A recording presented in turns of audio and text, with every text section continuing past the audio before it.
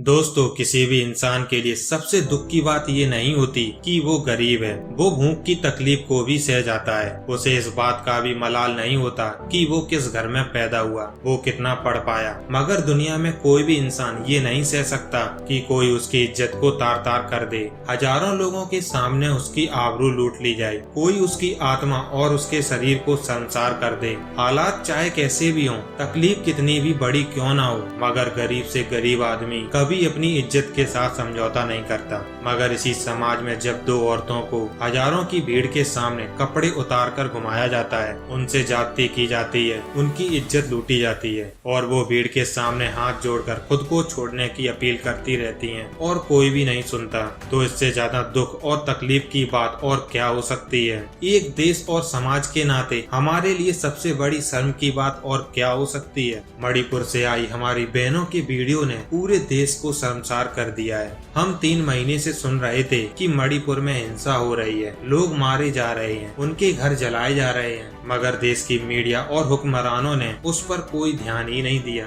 उनके कान पर कोई जू नहीं रेंगी। मगर 19 जुलाई को जब ये वीडियो सामने आया तो इसने पूरे देश को सन्न कर दिया, हमें ये सोचने पर मजबूर कर दिया कि हमारे ही देश में हमारे ही लोगों के साथ ये सब हो रहा है और हम कुछ नहीं कर पाए। आखिर कौन है इस वारदात का जिम्मेदार, कौन है इस वैसी हरकत के पीछे? आखिर क्यों सरकारें और पुलिस इतनी अपाहिज बनी रही कि अपनी ही बेटियों को नहीं बचा पाई? और देश का मीडिया इतना सोया हुआ कैसे हो सकता है कि वो पाकिस्तान से आई सीमा हैदर की तो सारी कुंडली खंगाल डाली, मगर 4 मई को हुई इस खौफनाक घटना का उसे तब तक पता नहीं चलता जब तक कि उस घटना का वीडियो सामने नहीं आया। तो आज के इस वीडियो में हम मणिपुर की घटना पर बात करेंगे, साथ ही ये समझने की कोशिश करेंगे कि आखिर क्यों पिछले 3 महीने से मणिपुर में हिंसा रुकने का नाम नहीं ले रही। हिंसा के पीछे आखिर क्या वजह है और क्या सरकारें इस हिंसा पर काबू नहीं कर पा रही हैं। कोशिश करेंगे कि मणिपुर से जुड़े एक एक सवाल का हम जवाब दें। ये वीडियो अगर आपको सही लगे तो अपने दोस्तों से इसे जरूर शेयर करिएगा। तो दोस्तों, इससे पहले कि मैं ताजा वीडियो पर आऊं, 3 महीने से फैली मणिपुर की हिंसा की बात करूं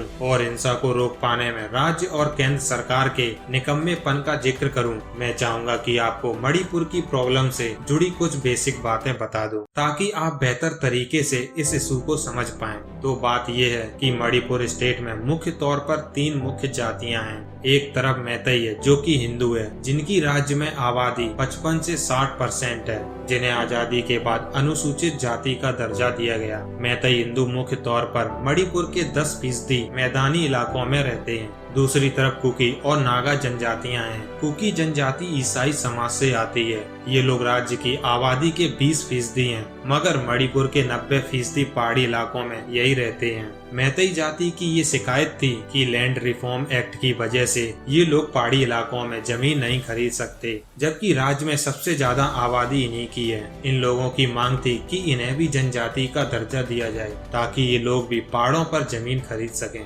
इसी को लेकर मैतई ट्राइब यूनियन पिछले कई सालों से मैतई समुदाय को आदिवासी दर्जा देने की मांग कर रही है, मगर कुकी और बाकी की जनजातियों को ये बात बिल्कुल भी पसंद नहीं आई। 19 अप्रैल को मामला जब हाईकोर्ट पहुंचा तो मणिपुर हाईकोर्ट ने राज्य सरकार से कहा कि वो 10 साल पुरानी केंद्रीय जनजाति मामलों के मंत्रालय की सिफारिश करें। इस सिफारिश में मैतई समुदाय को जनजाति का दर्जा देने के लिए कहा गया, जिसके बाद कुकी समाज की तरफ से इसका विरोध किया गया। हाईकोर्ट के इस आदेश को सुप्रीम कोर्ट में भी चुनौती दी गई। कुकी समाज का कहना था कि मैतई समाज का पहले से ही नौकरियों में दबदबा है। राज्य में 60 में से 40 विधायक भी मैतई समाज से आते हैं। ऐसे में अगर उन्हें जनजाति का दर्जा दिया गया तो ये लोग पहाड़ों पर जमीन खरीदना शुरू कर देंगे और कुकी समाज हाशिए पर चला जाएगा। इसी को लेकर 3 मई को एक रैली निकाली गई और देखते ही देखते रैली हिंसक हो गई। कुकी लोगों ने मैतई समाज के लोगों पर हमला किया, जिसके बाद मैतई लोगों ने भी कुकी लोगों को निशाना बनाना शुरू कर दिया। चर्चों में आग लगी। 2000 से ज्यादा कुकी लोगों के घरों को निशाना बनाया गया। वहीं कुकी इलाकों में रहने वाले मैतई लोगों पर भी हमले हमले हुए। लोग रातों रात अपने घरों को छोड़ने को मजबूर हो गए। रात के अंधेरे में गर्भवती महिलाओं को घर छोड़कर भागना पड़ा। कई बच्चे तो पानी में बह गए। पिछले 80 दिनों से फैली इस हिंसा में अब तक 150 से ज्यादा लोग अपनी जान गंवा चुके हैं। 5000 से ज्यादा जलने की घटनाएं हुई हैं। 7000 लोग गिरफ्तार किए गए। हिंसा की 6000 वारदातें हुई हैं और 60,000 लोग राहत शिविरों में रहने को मजबूर हैं। देखते ही देखते जाति की लड़ाई ने धार्मिक रंग भी ले लिया। हमला चर्चों और मंदिरों पर भी हुआ। देखते ही देखते दोनों जातियों में इतना गुस्सा भर गया कि कोई भी मैतेई कुकी इलाके में रहने की हिम्मत नहीं कर पा रहा है और न ही कुकी इलाके में मैतेई जा पा रहे हैं। कुकी और मैतेई दोनों का सरकार और पुलिस से भरोसा उठ गया है। उन्हें लग रहा है कि उन्हें अपनी सुरक्षा खुद करनी पड़ेगी और हुआ ये कि लोग दूसरे की हिंसा से बचने के लिए खुद हिंसा करने लगे और हालात बिगड़ते बिगड़ते यहाँ तक आ गए हैं। मणिपुर में इन्हीं हालात को देखकर 3 महीने से लगातार आवाजें उठ रही हैं। लोग सवाल कर रहे हैं कि स्टेट और सेंटर में दोनों जगह बीजेपी की सरकार है, फिर भी कोई एक्शन क्यों नहीं लिया जा रहा है। देश भर का मीडिया उस पर ध्यान क्यों नहीं दे रहा। बड़े लोग क्यों इस पर कुछ नहीं बोल रहे हैं। आखिर हर दिन लोगों को हिंसा में मरने के लिए क्यों छोड़ा जा रहा है। ये भी सवाल पूछे जा रहे हैं कि अगर मानहानि के मामले में राहुल गांधी की संसद सदस्यता चली जाती है, एक गलत बयान के लिए अदालत उनकी जिम्मेदारी तय करती है, तो मणिपुर की इस हिंसा के लिए राज्य के मुख्यमंत्री बीरेन सिंह की जिम्मेदारी क्यों तय नहीं की जा रही है। क्यों उनसे इस्तीफा नहीं मांगा जा रहा है। अगर मुख्यमंत्री हालात नहीं संभाल पा रहे तो राज्य में राष्ट्रपति शासन क्यों नहीं लगा दिया जाता। मगर इन 3 महीनों में इनमें से किसी भी सवाल का कोई जवाब नहीं मिला। लेकिन 19 जुलाई को एक ऐसा वीडियो सामने आया जिसने सबको बोलने पर मजबूर कर दिया। ये वीडियो 19 जुलाई को जरूर सामने आया, मगर ये घटना 4 मई की बताई जा रही है। इंडियन एक्सप्रेस में पब्लिश रिपोर्ट में घटना से जुड़ी FIR की डिटेल दी गई है। घटना का पूरा ब्यौरा सुनकर आपके रोंगटे खड़े हो जाएंगे।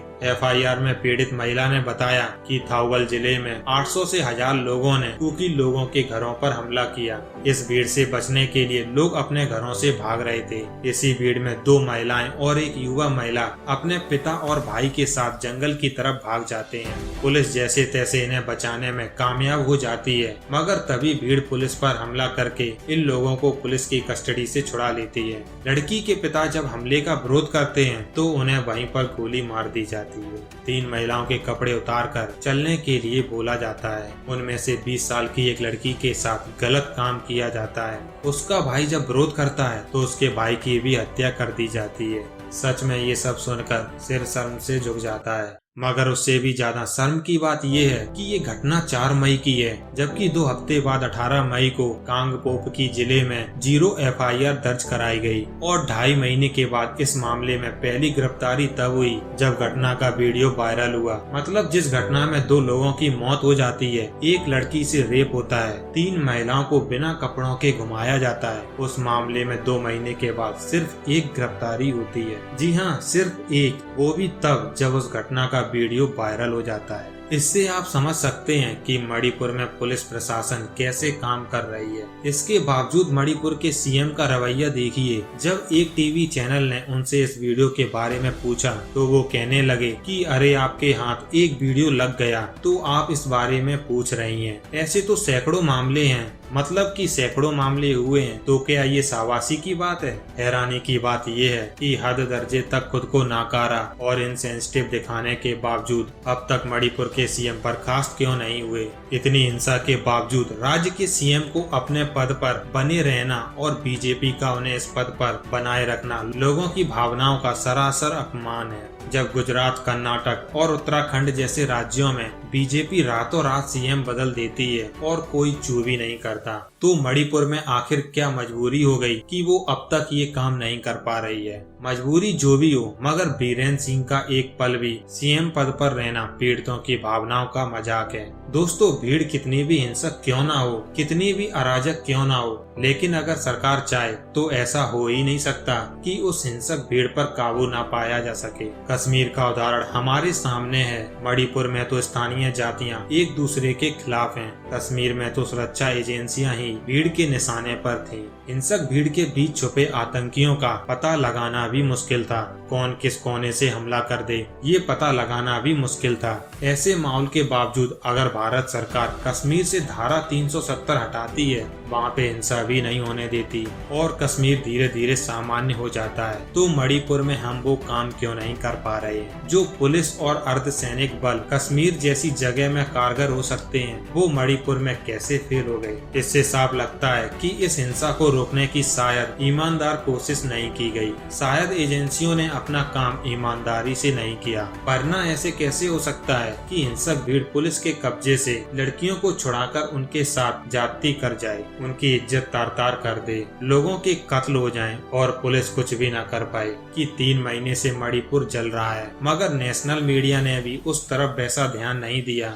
मणिपुर की हिंसा पर वैसी बहसें और डिबेट क्यों नहीं किए गए जैसी राजनीति और सीमा हैदर जैसे मुद्दों पर होती है। क्यों नहीं इस मामले पर नेताओं को कटघरे में खड़ा किया गया। आखिर क्यों अपने ही लोगों को अपने ही देश में अपने ही लोगों के खिलाफ लड़ने के लिए खुला छोड़ दिया गया। और आखिर क्यों कुछ लोगों ने इस पर बोलने तक की जरूरत नहीं समझी। ये सारे क्यों ही इस बात का जवाब है कि आखिर मणिपुर वहाँ कैसे आ गया जहाँ आज ये आया है। सच में मणिपुर हम शर्मिंदा हैं कि हम तुम्हारे साथ वैसे नहीं खड़े हो पाए जैसा होना चाहिए था। और हम सभी आपके साथ हैं और हम उम्मीद करते हैं कि मणिपुर पर सरकार जल्द से जल्द एक्शन लेके वहाँ शांति लाएगी और एक बार फिर से लोग अपनी नॉर्मल जिंदगी शुरू कर पाएं।